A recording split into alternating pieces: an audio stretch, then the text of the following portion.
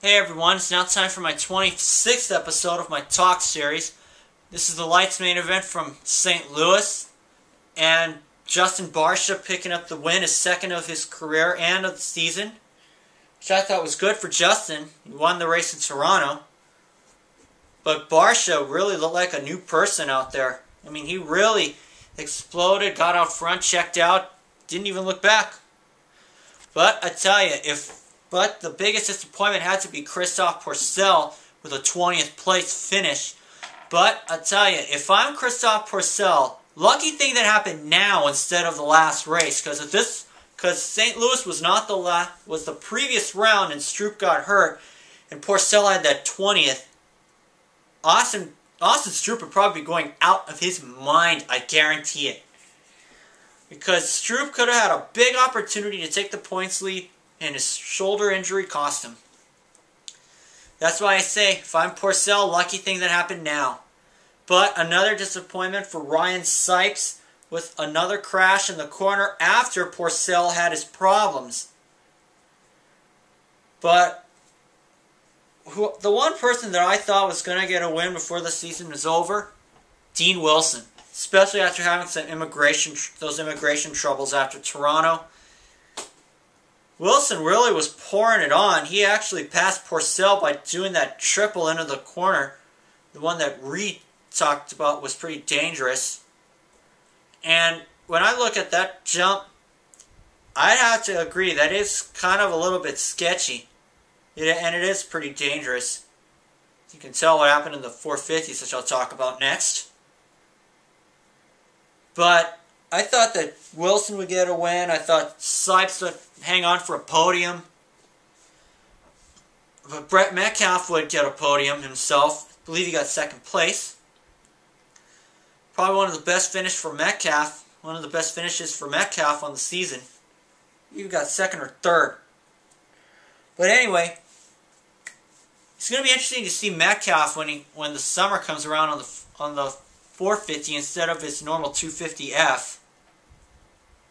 Metcalf's not won a Supercross, and he's not won an outdoor national yet, but he has had a bunch of podiums. Hopefully he can put it together for one of them. But anyway, I was kind of disappointed that Pourcel wasn't able to close out the season with the win. But on the other hand, it is nice to see somebody else step up after not having a different winner since Baggett did at Arlington a couple races ago. But at the same time, you gotta also hope that with Pourcel, was he just like taking it easy because he had the championship, or did he just kind of pull off, just say, it's not really worth it. It's not really worth it. But I have a feeling that it's probably because he racked up the championship. But 2 titles in 2 years. Now Pourcel will have to move up next year.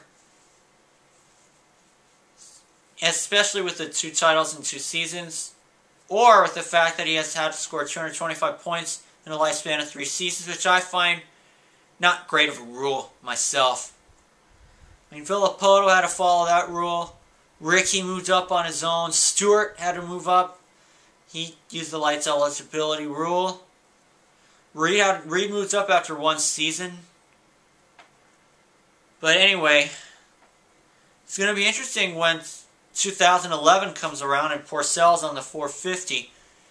But the shootout will be Pourcel's last race on a Lites machine. Hopefully he can do good there. But for now, East is over. Time to focus on the West when it resumes. And I gotta say that before we go, I also want to say that I hope Wilson can put it together. Hopefully Sipes is okay after what happened to him. Because I saw Sipes crash and it was pretty nasty. But Barcia had a close call of his own, but it didn't turn out to be a crash. But I tell you, Barcia, he rides a lot like Pastrana did. Just wide open. A lot of people say that he rides like Bob Hanna, and I would tend to agree with that too, because Pastrana rode like Bob Hanna his first year in 2000. Well, that'll officially do it, and I'll see you guys for the 450 in Houston, for the 450 class where I discuss that next.